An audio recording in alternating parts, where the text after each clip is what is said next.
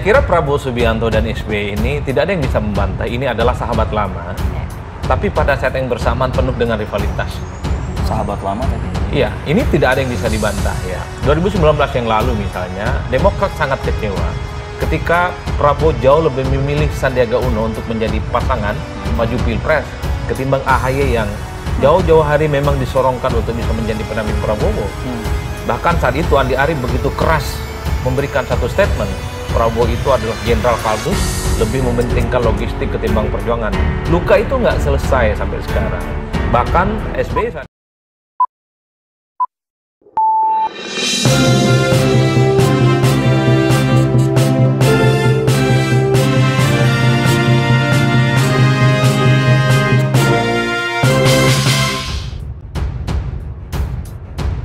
Mbak Monika, kita tahu pertemuan tertutup, nggak begitu lama ya, kurang lebih 1 jam, dan hanya foto-foto saja yang dibagikan di akun Instagram Andi Malarangeng begitu ya. Apa yang bisa Mbak Monika baca dari kedua tokoh ini, pertemuan singkat ini antara Purnawirawan, SBY dan juga Prabowo, Mbak Monika? Oke, jadi dalam pertemuan ini dikemas dalam judulnya adalah halal bihalal. Syawalan, Ya, masih halal bihalal gitu ya. Nah, kemudian baseline yang bisa kita lihat di awal memang pertemuan dua purnawirawan sebagaimana layaknya. Dan kemudian kalau kita sampai diantar ke mobil loh Mbak. Sampai ya.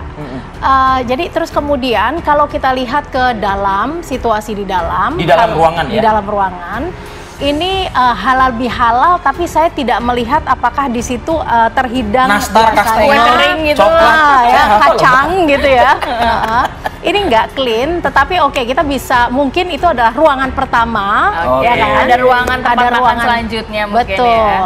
Nah, terus kemudian saya mulai mengamati mengenai proximity atau jarak antara keduanya. Ini mungkin bisa di full screen dan di freeze ya kali ya mungkin. Iya. Ya, nah, ini apa yang dicermati Mbak Monika? Jadi kalau kita lihat di jarak ini ya, kalau ini posisi berhadapan tegak lurus ya. Hadapan-hadapan ya. Hadapan persis. Head to head ya. Nah, ini adalah suatu posisi memang yang dipersyaratkan untuk ketika ya seseorang itu melakukan interview atau investigasi. Bukan halal bihalal. Bukan halal bihalal. Silaturahmi gitu ya. Siapa melamar apa, siapa salah buat apa Mbak gitu loh ibaratnya. Berarti kan yang bisa kita amati sekarang. Nah, oke, berarti ini adalah posisi yang benar-benar berhadap-hadapan ya. Dan memang syaratnya untuk melakukan interview atau interogasi ya, bukan investigasi atau interogasi ini adalah tidak ada halangan. Gitu ya. Ada meja tapi di depan ada meja. Meja, tapi kalau kita lihat mejanya juga meja coffee table, tapi juga kosong. Kosong, iya. Jadi nggak terdistrak dengan minuman makanan yang ada. Iya.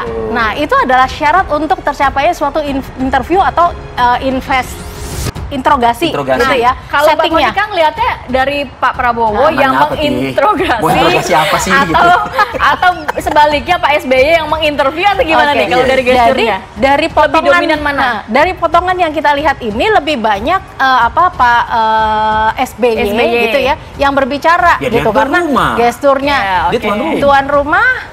Ya kalau misalnya tamunya lebih banyak ingin menyampaikan sesuatu boleh juga dong gitu ya, akan terlihat. Tapi kalau dari cuplikan ini saya tidak melihat ada interaksi yang dari Pak Prabowo-nya gitu ya, tetapi lebih banyak dari berarti Pak Prabowo SBY mendengarkan ya.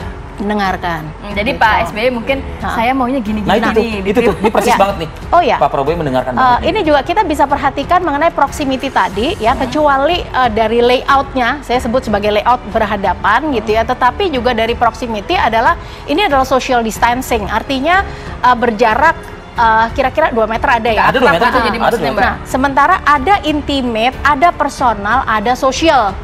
Nah, intimate tidak. Intimate itu sekitar kira-kira 40 dekat lah ya, seperti ini. Kayak kita gini apa nih namanya? Ini intimate. Ini intimate. Terus kemudian personal agak lebih jauh, sekitar 1,2. Nah, kalau ini kategorinya? Ini social.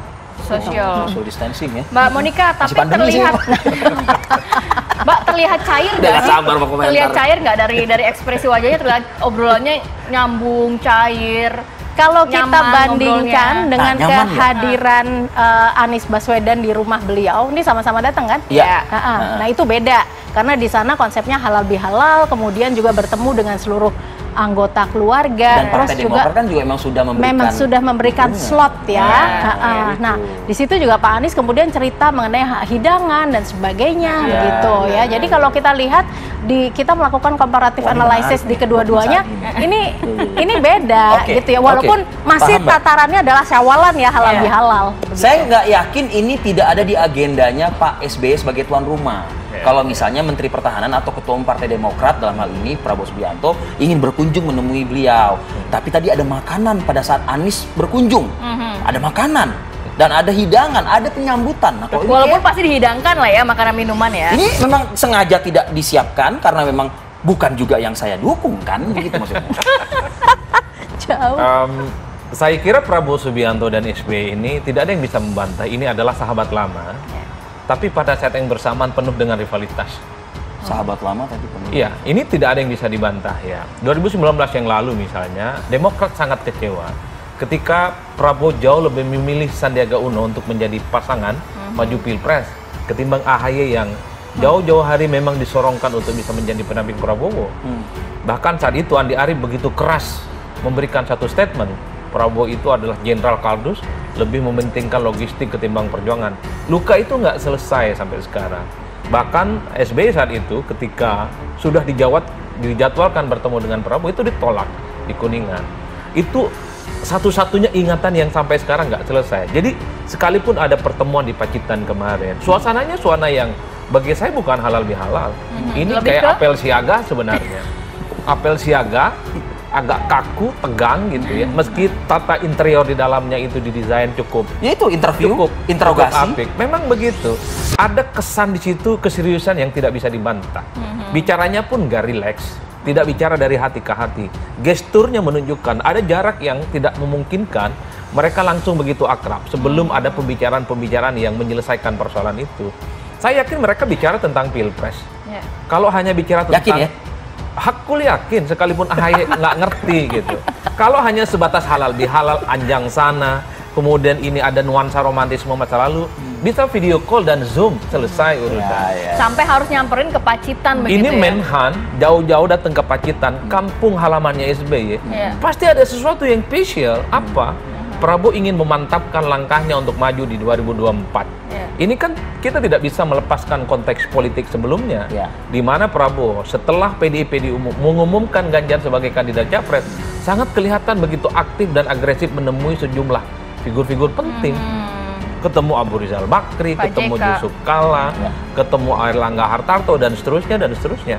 Jadi pertemuan dengan SBY ini semakin menebalkan bahwa Prabowo di 2024 100% akan maju di 2024. Terlepas dari apapun konfigurasi politik yang berkembang, tapi minimal ini adalah komunikasi politik awal yang paling memungkinkan sebagai lobby mengajak Demokrat menjadi bagian koalisi yang sudah dibentuk oleh DSI. Walau sudah mengkultuskan dan berkumpul bersama dengan PKS yang juga melaksanakan milad kemarin di Istora Senayan. Iya, nggak ada persoalan. Nggak ada persoalan. Karena Demokrat ini adalah partai politik lama yang sudah memenangkan pertarungan politik 2 kali. Ya, ada SBY di situ. Masuk dalam koalisi perubahan, kalau tidak ada yang menguntungkan bagi AHY dan Demokrat, bukan tidak mungkin. Godaan-godaan yang datang itu silih berganti membuat iman politik AHY secara perlahan goyang. Coba bisa dibayangkan, ya, Muhaimin datang, Airlangga Hartarto datang, ini Prabowo datang. Bukan tidak mungkin tawaran-tawarannya itu jauh lebih menggiurkan mungkin ya, ketimbang yang ditawarkan oleh poros perubahan. Meskipun 2019 memilih juga dari kader partainya ketimbang AHY pada saat itu. Betul, itu yang saya kira bahwa politik kita the end of the day-nya akan melihat dan bagaimana menyelamatkan elit-elit mereka untuk bisa bertanding. Kalau Prabowo datang memberikan sesuatu yang jauh lebih menggiurkan, bukan tidak mungkin Demokrat itu ya, iman politiknya goyang-goyang.